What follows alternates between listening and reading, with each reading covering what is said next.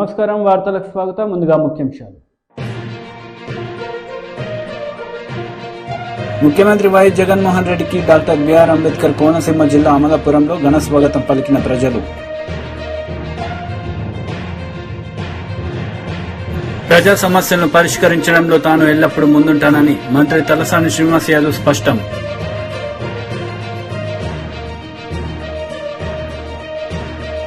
ప్రజల సమస్యలను పరిష్కరించడంలో తాను ఎల్లప్పుడూ ముందుంటానని మంత్రి తలసాని శ్రీనివాస్ యాదవ్ స్పష్టం చేశారు. హైదరాబాద్, ఎస్ఆర్ నగర్, ఎస్ఆర్టీ ప్రాంతాలలో మంత్రి పర్యటించి ప్రజల సమస్యలను అడిగి తెలుసుకున్నారు.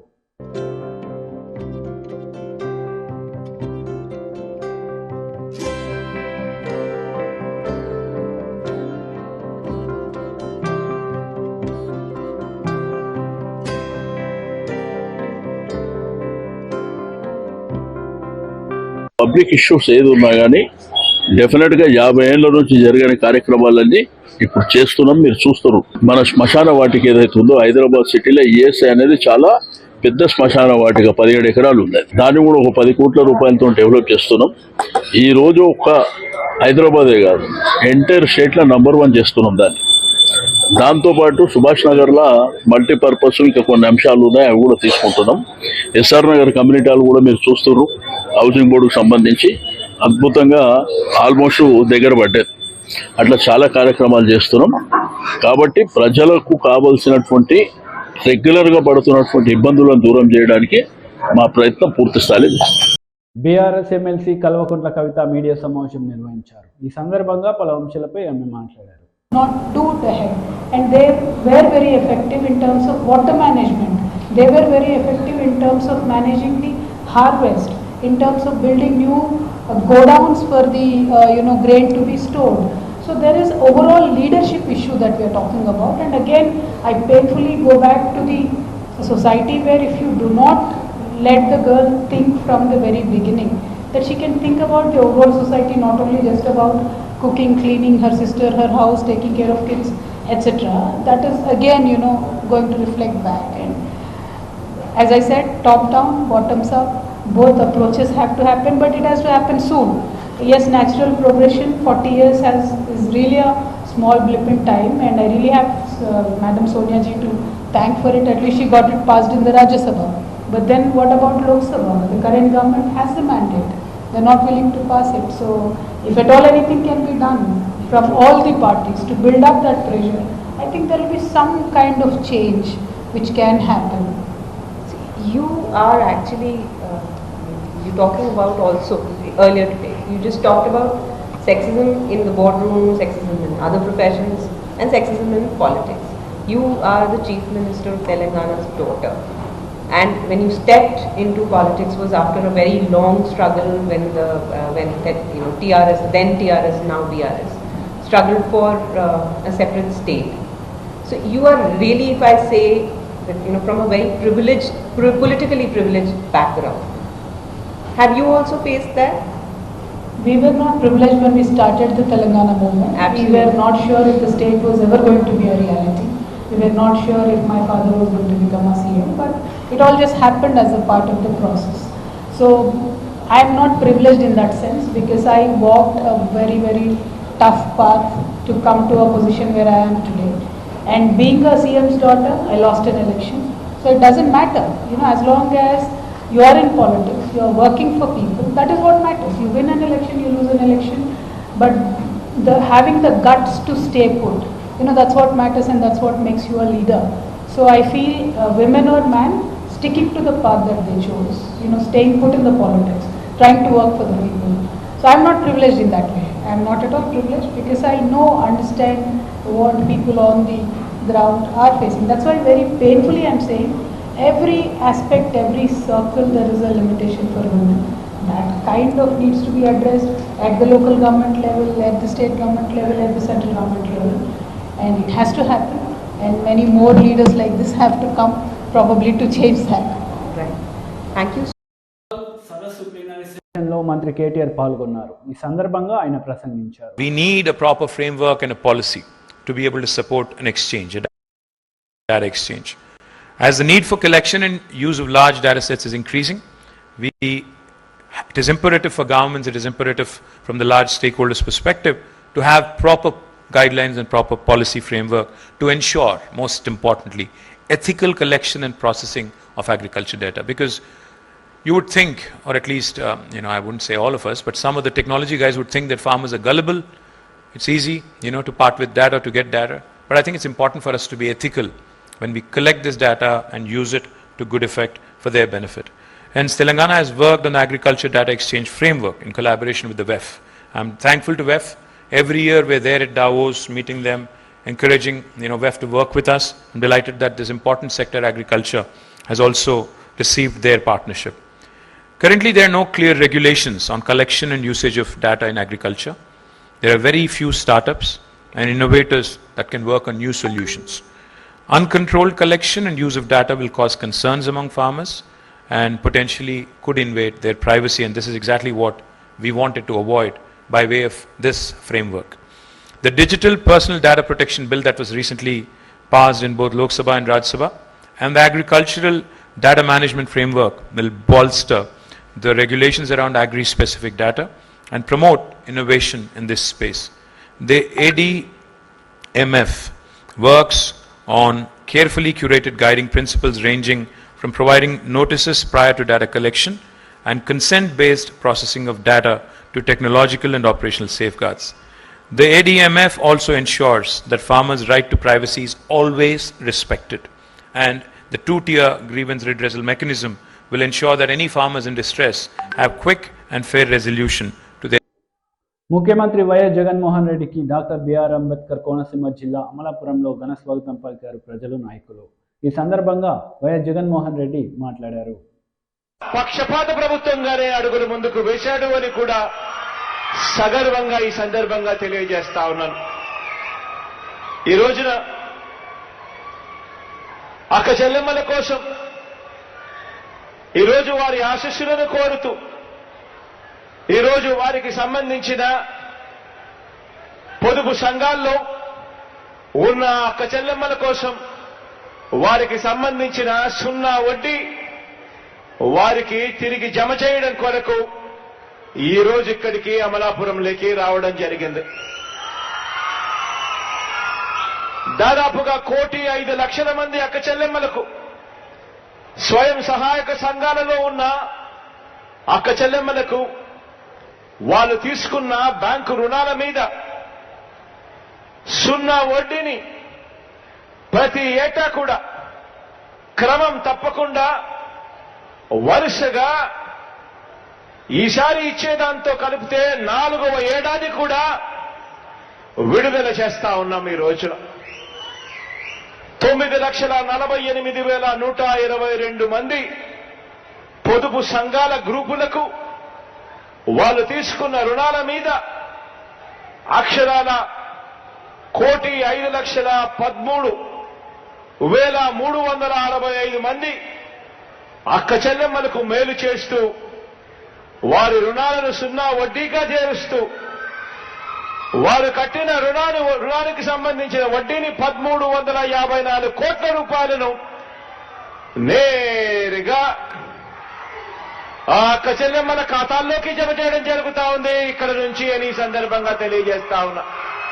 మంచి చేయడం కోసం వాలంటీర్లు అందరూ మీ దగ్గరికి వస్తా ఉన్నారు. ఈ వాలంటీర్లు అంటే ఎవరో కాదు, ఈ వాలంటీర్లంతా కూడా మీ ఇంటికి చుట్టుపక్కన ఉన్న మీ బిడ్డలే. ప్రతి 50 ఇళ్ల నుంచి ఒకరిని, ప్రతి 70 ఇళ్ల నుంచి ఒకరిని వాలంటీర్గా మీ ఇంటి పక్కన చుట్టుపక్కన ఉన్న వాళ్ళనే, మీ పిల్లలే వాలంటీర్లుగా మీకు తోడుగా నిలబడేందుకు, సహాయం చేయడానికి వాళ్ళ టైం కేటాయించి సేవాభావంతో వాళ్ళు మీ దగ్గరికి వస్తా ఉన్నారు. అటువంటి వారిని కూడా వదలకుండా ఎంత దారుణంగా వాళ్ళను కూడా మాట్లాడారు అనేది ఆలోచన చేయమని అడుగుతా ఉన్నా. ఇలాంటి నీచమైన రాజకీయాలు రాబోయే రోజుల్లో ఇంకా ఎక్కువ అవుతాయి. రాబోయే రోజుల్లో ఇంకా ఎక్కువ అబద్ధాలు చెప్తారు. రాబోయే రోజుల్లో ఇంకా ఎక్కువ మోసాలు చేస్తారు. ప్రతి ఇంటికి కేజీ బంగారం ఇస్తాము అని చెప్పి కూడా చెప్తారు. ప్రతి ఇంటికి ఒక బెంజ్ కారు కూడా కొనిస్తాము అని కూడా చెప్తారు రాబోయే రోజుల్లో. రెచ్చగొట్టాలి అన్న ఆలోచనతో అడుగులు వేస్తా ఉన్నారు. ప్రతిరోజు అబద్ధాలు చెప్తారు, ప్రతిరోజు మోసాలు చేస్తారు. మీటింగులు పెడితే ఆ మీటింగులలో ఇష్టం వచ్చినట్టుగా రెచ్చగొట్టే మాటలు మాట్లాడతారు. చివరకు 47 మంది పోలీసులను మొన్నైతే బాధ అనిపించింది నాకైతే. ఎందుకు ఇలాంటి రాక్షసులకు సెక్యూరిటీ ఇవ్వాలి అనిపించింది నాకైతే. కేవలం రెచ్చగొట్టాలి, రెచ్చగొట్టి అంగళ్ళు అనే ఒక చోట తానే స్వయంగా రెచ్చగొట్టి గొడవలు చేయించి మళ్ళీ పుంగనూరులో ఆ రూటుకు పర్మిషన్ తీసుకొని ఆ రూటుకు ఏదైతే రూట్లో పర్మిషన్ తీసుకున్నాడో ఆ రూట్లో పోకుండా పుంగనూరుకు వచ్చి వేరే రూట్లోకి పోవాలి అని ప్రయత్నం. ఆ వేరే రూట్లో అప్పుడే పోలీసులు అక్కడ మీ రూట్లో ఈ రూట్లో నువ్వు అడగలేదు పర్మిషను, మేము ఇవ్వలేదు పర్మిషను, నువ్వు అడగనప్పుడు ఈ రూట్లోకి ఎందుకు పోతా ఉన్నావు, అక్కడ వేరే పార్టీ వాళ్ళు అధికార పార్టీ వాళ్ళు అక్కడ వేరే నిరసన కార్యక్రమం చేసుకుంటా ఉన్నప్పుడు మీరెందుకు అక్కడికి పోతారు, అక్కడికి పోతే లా అండ్ ఆర్డర్ సమస్య వస్తుంది అని చెప్పి ఆ అధికారులు పోవద్దు అనంటే ఇష్టం వచ్చినట్టుగా తిట్టాడు. తిట్టి 47 మంది పోలీసులకు గాయం చేశాడు. గాయాలు చేసి ఒక పోలీసు సోదరుడికి కన్ను పోగొట్టాడు. కారణం గొడవలు జరగాలి, శవ రాజకీయాలు చేయాలి. ఈనాడు వాళ్ళదే కాబట్టి, ఆంధ్రజ్యోతి వాళ్ళదే కాబట్టి, టీవీ5 వాళ్ళదే కాబట్టి వాళ్ళు ఏం చెప్పినా చెల్లుబాటు అవుతుంది.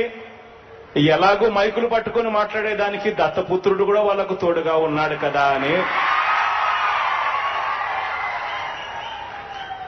శవ రాజకీయాలకు సైతం వెనకాడడం లేదు. ఇలాంటి వారిని గురించి ఆలోచన చేయమని అడుగుతా ఉన్నా. మంచి చేయడం కోసం వాలంటీర్లు అందరూ మీ దగ్గరికి వస్తా ఉన్నారు. ఈ వాలంటీర్లు అంటే ఎవరో కాదు, ఈ వాలంటీర్లు నా అక్క చెల్లెమ్మలు రాజకీయంగా కూడా ఎదగాలి, నా అక్క చెల్లెమ్మలు రాజకీయంగా కూడా ఇంకా అడుగులు వేగంగా ముందుకు పడాలి అనే గట్టి నిర్ణయం తీసుకోబట్టే మనం అధికారంలోకి వచ్చిన వెంటనే నామినేటెడ్ పదవుల్లోనూ నామినేటెడ్ కాంట్రాక్టుల్లోనూ సగభాగం నా అక్క చెల్లెమ్మలకే ఇచ్చేట్టుగా ఏకంగా చట్టం చేసి మరీ అమలు చేస్తా ఉన్నాము అని సందర్భంగా కూడా తెలియజేస్తా ఉన్నా.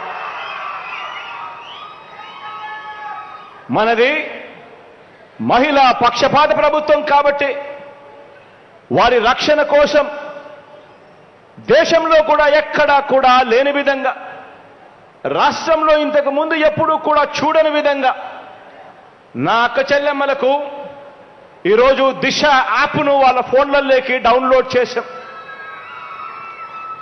దిశ పోలీస్ స్టేషన్లు తీసుకొచ్చాం, దిశ పబ్లిక్ ప్రాసిక్యూటర్లను తీసుకొచ్చాం.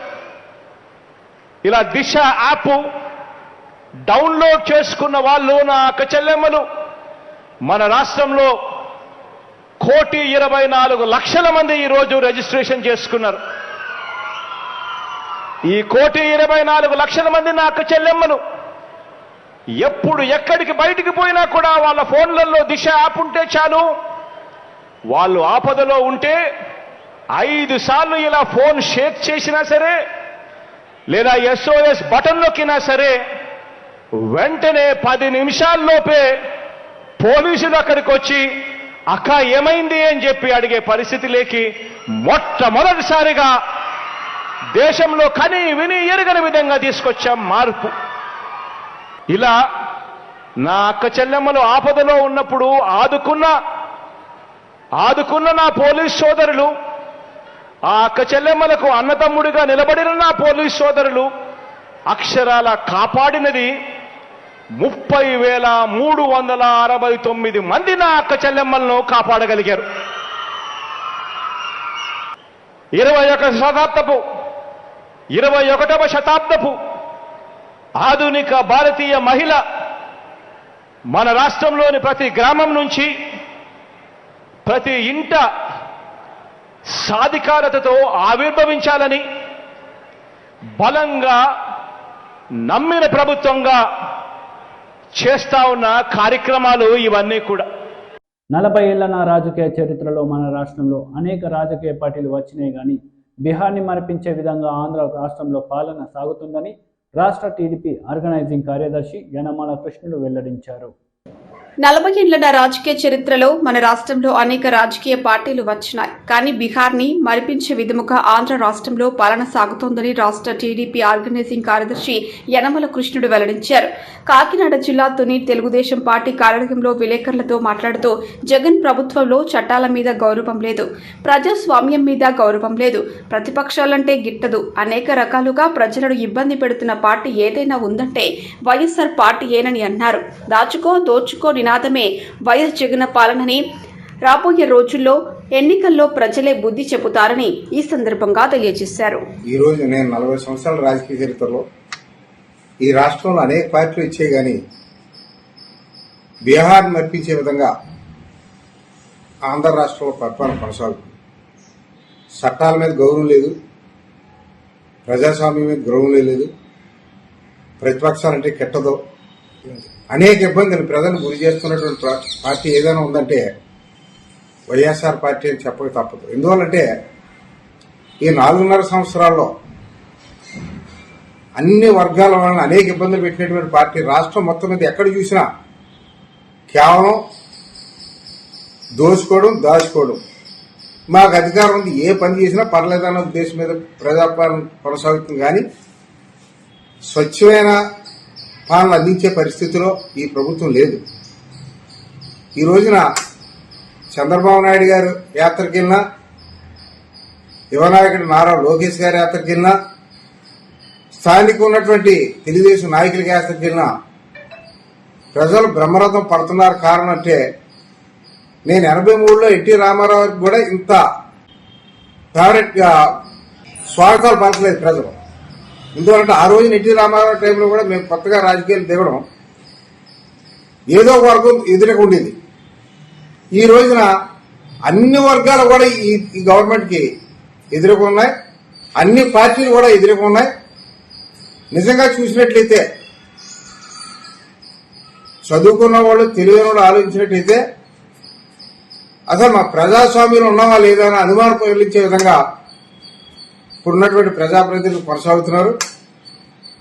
ఈ ఉత్తరాంధ్రలో కాదు, మొత్తం మన ఆంధ్ర రాష్ట్రంలో ఎక్కడికి వెళ్ళినా ఎవరితో మాట్లాడినా ఎదురిక భావంతో మాట్లాడుతున్నారు. ఈ ప్రభుత్వం మీద ఫేవరెట్ గా ఎవరో మాట్లాడడం లేదు. ఇప్పుడు తప్పక కొంతమంది భయపడి పథకాలు తీసేస్తారేమో, కేసులు పెట్టేస్తారేమో, లేకపోతే ఏమైనా ఉంటే లోటుపాట్లు ఉంటే ఏమైనా భూములు లాగేసుకుంటారేమో భయంతో ఉంటున్నారు తప్ప ఈయనతో ఈ ప్రభుత్వం గురించి మాట్లాడేవాళ్ళు కూడా ఎవరో కూడా ఇష్టంతో మాట్లాడడం లేదు. ఈ అధికారులు కూడా ఎప్పుడు పోతారు, ఈ ప్రభుత్వం మనకి ఎప్పుడు స్వేచ్ఛ వస్తుందనే విధంగా ప్రజాస్వామ్యం కొనసాగుతుంది. తప్పనిసరిగా ఈయనకు బుద్ధి చెప్పే రోజులు చాలా దగ్గరలోనే ఉన్నాయి. చెప్తారు ప్రజలు 20 సీట్లు కూడా రాకుండా పోయే పార్టీ ఈ రాష్ట్రంలో రేపు వైఎస్ఆర్ పార్టీ ఉంటుందని మీ ఛానల్ ద్వారా తెలియజేస్తాం. Cyberabad CP Stephen Ravindra media సమావేశం నిర్వహించారు. ఈ సందర్భంగా ఆయన మాట్లాడారు. ఆయన A2 Moin Khan and A3 Sagar Chaudhary వీళ్ళు గుజరాత్ అహ్మదాబాద్కి చెందిన ఊరు. వీళ్ళు ఇక్కడ నుంచి మనకి చూస్తే total 9 routers, desktops and monitors about 118, CPUs about 125, laptops చూస్తే about 9 and cell phones about 114 and net cash about 2.5 lakhs వరకు ఇక్కడ సీజ్ చేయడం జరిగింది. సో ఫస్ట్ కేస్కి సంబంధించిన వివరాలు మీకు ఇట్లా ఉన్నాయి. ఫస్ట్ కేసు ఏదైతే ఉన్నదో అది US customs and border protection call centre run చేస్తున్న ఈ ARG సొల్యూషన్స్ ఏదైతే ఉన్నదో అది ఫ్రాడ్స్టర్స్ ఈ డేటా అన్నది US citizens and Canadian citizens సంబంధించిన డేటా ఈ కాల్ సెంటర్స్ india.com నుంచి వీళ్ళు పర్చేజ్ చేస్తారు at the rate of 10 paise per customer. అట్లాగా 10,000 and 15,000 లాట్స్లోని వీళ్ళు పర్చేజ్ చేసి స్లోగా ఆ ఫోన్ నెంబర్స్ డయల్ చేసి వీళ్ళకి ఈ స్కామ్లోని దింపడం జరుగుతుంది. అట్లానే వాయిప్ సర్వీసెస్ కూడా వీళ్ళు 45 పైసే పర్ మినిట్ ఏదైతే ఉన్నదో ఆ వాయిప్ సర్వీసెస్ కూడా వీళ్ళు తీసుకోవడం జరుగుతుంది. సో ఈ టెలికాలర్స్ ద్వారా వీళ్ళు అక్కడ కస్టమర్స్ని, యుఎస్ కస్టమర్స్, ఎస్పెషల్లీ యుఎస్లో ఉన్న సిటిజన్స్ ఎవరైతే ఉన్నారో వాళ్ళని టార్గెట్ చేసి ఈ స్కామ్ అంతా చేస్తూ ఉన్నారు. ఇక టెలికాలర్స్ ఏంటంటే ఫస్ట్ అండ్ ఫార్మోస్ట్ వాళ్ళు ఏం చెప్తారంటే యుఎస్ సిటిజన్స్కి దట్ ఒక ప్యాకేజ్ ఏదైతే ఉన్నదో మెక్సికో నుంచి మీ పేరు మీద ఇట్లాగా వచ్చింది, మేము దాన్ని ఇంటర్సెప్ట్ చేసాము, చేస్తే అందులోని drugs and other illegal substances ఉన్నాయని చెప్పి వాళ్ళని భయపెట్టించి వాళ్ళ నుంచి ఆ personal details and zip codes అన్నది తీసుకోవడం జరుగుతుంది. సో ఇక్కడ మనము చూస్తే ఇట్లా చెప్పడం వల్ల యుఎస్ సిటిజన్స్ అండ్ కస్టమర్స్ ఎవరైతే ఉన్నారో వాళ్ళు భయపడి వాళ్ళకి సంబంధించిన డీటెయిల్స్ అన్నీ కూడా వీళ్ళకి ఇవ్వడం జరుగుతుంది.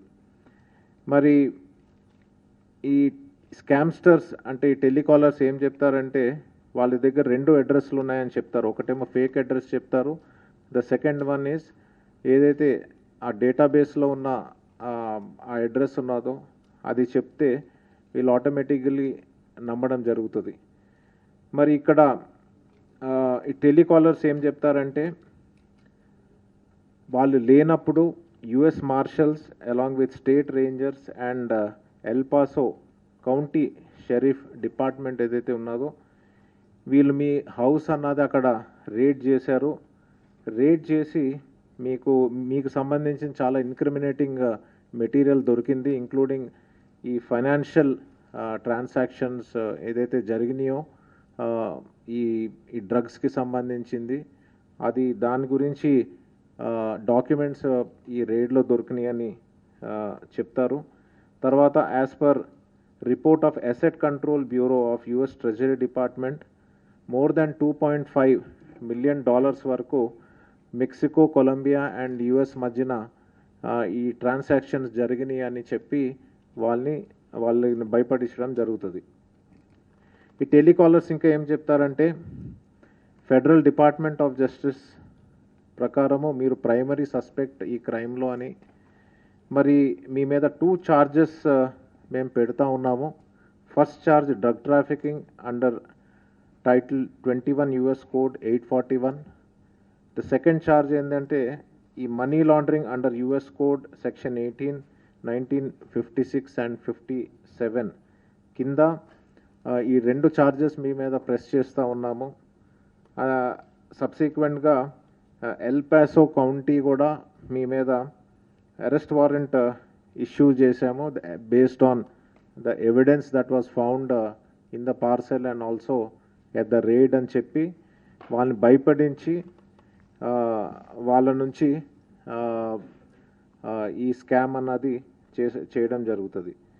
సో ఇందులో మనం డీటెయిల్స్లోకి పోతే వీళ్ళని డిఫరెంట్ క్వశ్చన్స్ అన్నది అడుగుతూ ఉంటారు ఈ టెలికాలర్స్ విక్టిమ్స్ని. అంటే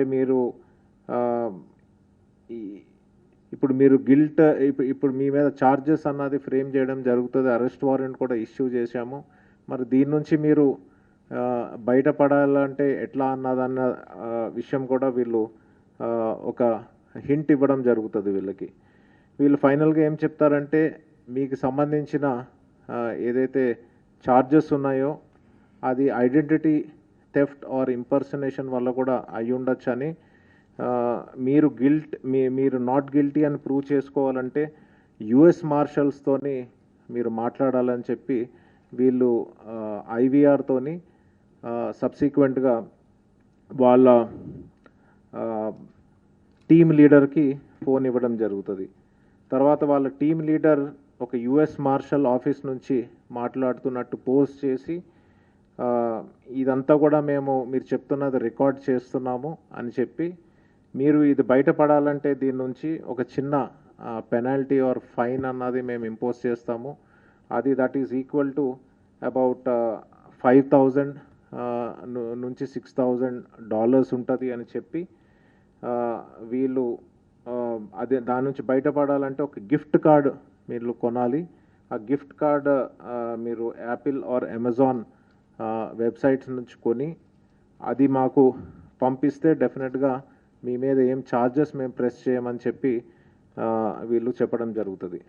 తర్వాత ఆ గిఫ్ట్ కార్డ్ వచ్చిన తర్వాత ఈ ఫ్రాడ్స్టర్స్ ఎవరైతే ఉన్నారో వాళ్ళు ఈ ప్యాక్స్ఫుల్ ఏదైతే అకౌంట్ ఉన్నదో ఆ అకౌంట్లోని ఈ డిస్కౌంటెడ్ ప్రైస్లో అది అమ్ముతారు. అది తర్వాత అమ్మి దాన్ని క్రిప్టోలోని కన్వర్ట్ చేస్తారు. కన్వర్ట్ చేసి ట్రస్ట్ వాలెట్ అని క్రిప్టో వాలెట్లోని అది డిపాజిట్ చేయడం జరుగుతుంది. తర్వాత ఆ క్రిప్టోనేమో ఇక్కడ లోకల్గా మనకి లోకల్ bitcoin.com అని వాళ్ళకి చెప్తారు. బేసికలీ ఇదంతా కూడా డిజిటల్ హవాలా ఏదైతే ట్రాన్సాక్షన్ అవుతుందో దానికి సంబంధించింది. వాళ్ళకి ఇచ్చిన తర్వాత వాళ్ళ క్యాష్ అన్నది వీళ్ళకి రిటర్న్ ఇవ్వడం జరుగుతుంది. ఇది స్లైట్లీ ఇట్స్ కాంప్లెక్స్ థింగ్. నేను డీటెయిల్గా మళ్ళీ మీకు చెప్తాను. ఈ సెకండ్ ఏదైతే క్రైమ్ ఉన్నదో అది సందీప్ గారు వివరిస్తారు. ఇదేమో వర్టెక్స్ సొల్యూషన్స్ కంపెనీ అయితే ఉన్నదో అది fake Amazon customer call centre run చేస్తూ ఉన్నది. ఆ వివరాలు డీసీపీ గారు చెప్తారు. Sir good afternoon sir. ఇది వర్టెక్స్ సొల్యూషన్స్ అని ఒకటి ఫేక్ కాల్ సెంటర్ పెట్టారు. వీళ్ళు ఏం చెప్తారంటే అమెజాన్ కస్టమర్ సర్వీస్ సెంటర్ నుంచి మాట్లాడుతున్నామని కాల్ చేస్తారు. ఆటోమేటెడ్ కాల్ ఫస్ట్ వాళ్ళకి కస్టమర్కి కాల్ చేసి తర్వాత అక్కడ నుంచి ఒక ఎగ్జిక్యూటివ్ మాట్లాడి ఏం అడుగుతారంటే మీ ఆర్డర్ ఐడి డీటెయిల్స్ ఇవ్వండి అంటారు. కస్టమర్ ఏమో నేను ఆర్డర్ ఏం చేయలేదు కదా అంటే మీ అకౌంట్ నుంచిలే మీ అకౌంట్ క్రెడెన్షియల్స్ నుంచిలే ఆర్డర్ ఉంది.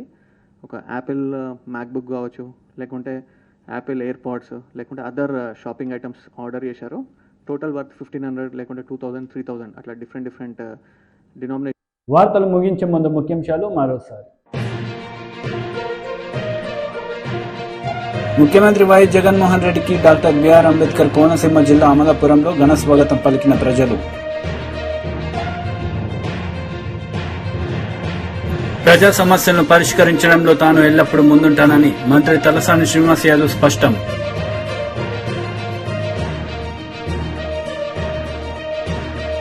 ఈ వార్తలు ఇంతటితో సమాప్తం. తిరిగి ప్రసారమయ్యే వార్తల్లో మళ్ళీ కలుద్దాం. అంతవరకు సెలవు. నమస్తే.